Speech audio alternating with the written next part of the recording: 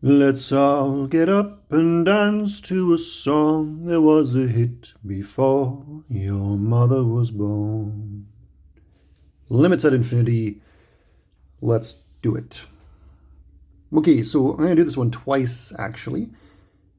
First, I'll do it the old-fashioned way, where I look at the denominator and identify the highest power of x, which is x cubed, and then divide top and bottom by x cubed. And then afterwards, I'll do this again, but with a kind of shortcut method. Okay, divide top and bottom by x cubed. What do you get? You get limit 5 over x squared minus 2 over 4 minus 1 over x cubed. Okie dokie. So now we have resolved our problem. Our problem was, and I forgot to mention, our problem was we had a limit of the form minus infinity over infinity. And that's a peculiar thing. It's hard to figure out what's going on. So we use this division technique to bring us here, which is much easier to resolve, because I can see that as x goes to infinity, this guy and this guy are going to 0.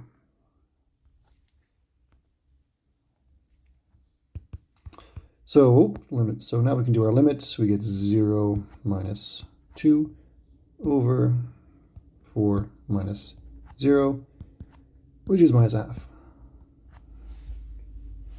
Okay, one more thing there. How did I know a minus infinity here? Well, the numerator, it looks like I have infinity minus infinity. So on top I have this guy going to infinity, and this guy going to infinity, and I just reasoned, almost subconsciously, I've been doing this for a while, that the x cubed is going to dominate the x here. So this guy wins. So this is overall, this numerator is going to minus infinity. So what I did there is I was kind of thinking about the dominant terms. I was looking at the numerator and asking myself, what is the dominant term? Now I'll show you another way to do this limit.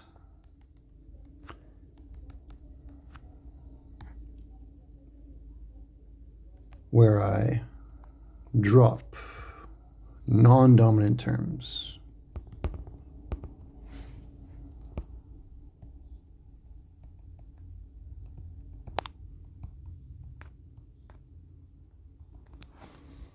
Okay, so what am I going to do?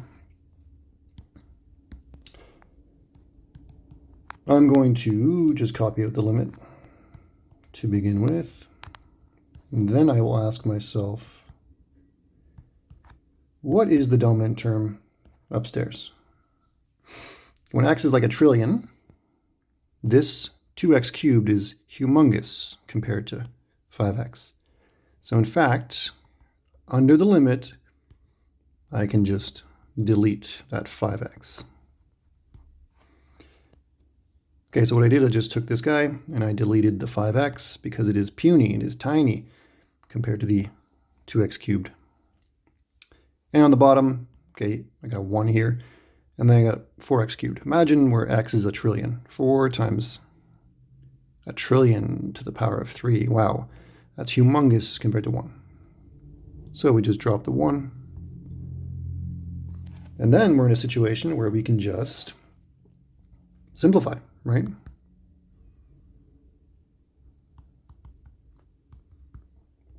Okay, just by, canceling appropriate things here, we have minus a half, and the limit of a constant is, of course, that constant. Okay, so dropping non-dominant terms. Now, you got to be careful with this. You can't always do it, but you can do it in this situation, okay, where you have a limit as x goes to infinity, and on top you have a polynomial, on the bottom you have a polynomial. Okay, so that's a safe place to use it, but you can't always use it. So just be aware, it's worth repeating. I'm allowed to use this technique, which can be very quick, when I have the limit going to infinity and a polynomial over a polynomial. Otherwise, be careful.